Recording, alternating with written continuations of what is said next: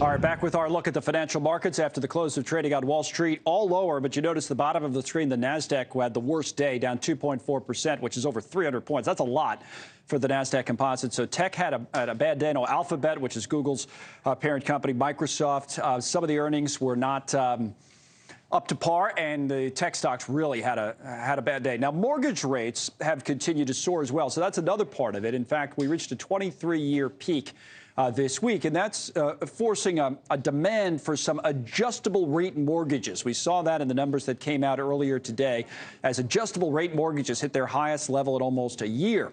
Plus, some relief for drivers this week. Gas prices continuing to actually drop across the country. Gas Buddy has numbers, and they put them out and said the national average is currently around $3.50 a gallon. There's a bunch of places around the country you can get gas for below $3, for what it's worth. Doug Flynn is with us to analyze all this, certified financial planner and co-founder of Flynn Zito Capital Management. I mentioned gas prices. Let's go there first because I want to spend some time on the mortgages because I know you and I in this segment have talked a lot about that. It's important to a lot of people. So anything, that gas comes down, it obviously helps the consumer. What do you expect it to do from here? Yeah, I mean, we say as the leaves fall, the gas prices fall, and that typically is a common occurrence. And usually you get about 30 to 40 cents. The average is off about 30 cents. So this is kind of normal. Even though you've had an increase in demand and a decrease in supply, so maybe it would have come down a little bit more. So it is very possible that things could come down if we just remain relatively flat with the current pricing of oil and the current demand. But if that wanes, then maybe you get a little bit of lower prices, but maybe a little bit lower from here. And then we'll see what happens. There's a lot going on in the world, as you know, especially in the oil regions of the world. So that's putting it mildly, right? Let me talk about the mortgages because, I say you and I have talked about interest rates in general and how that is something that all kind of, just regular people are dealing with cars and houses.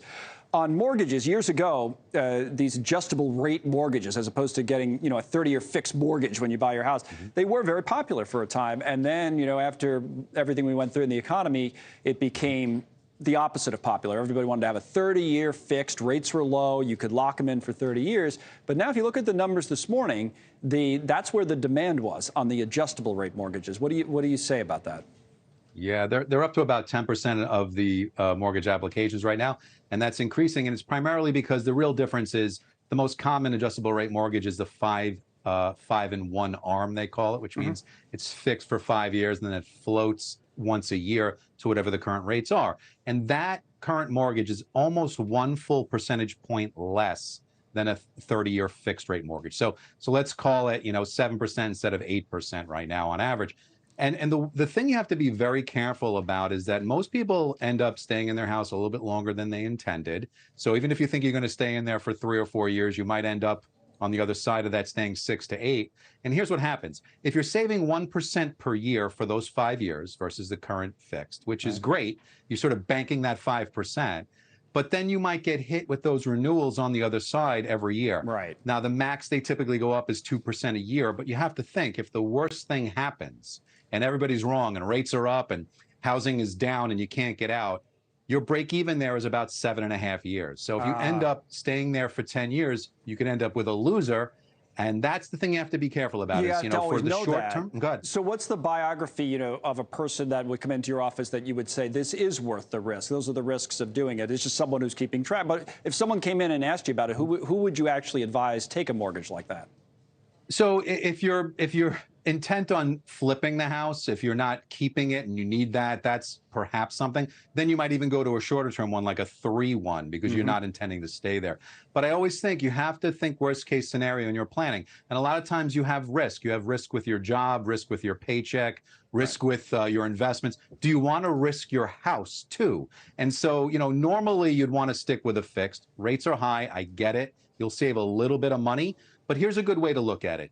If you can afford the fixed rate and choose to do the adjustable and put that money away as if you had it, then you're probably in pretty good shape. The problem comes in if the only way you can afford the house is by taking the adjustable, That's what can get you into trouble down the road if everything doesn't go your way, and sometimes that happens. Lessons learned the hard way so many years ago from so many people, but important conversation now because I think a lot of people are thinking about this in their own kind of lives, and the numbers were just out today. Thank you, Doug, as always. Thank you for watching. Go to newsnationnow.com to find News Nation on your television provider, and don't forget to click the red subscribe button below to get more of News Nation's fact-driven, unbiased coverage.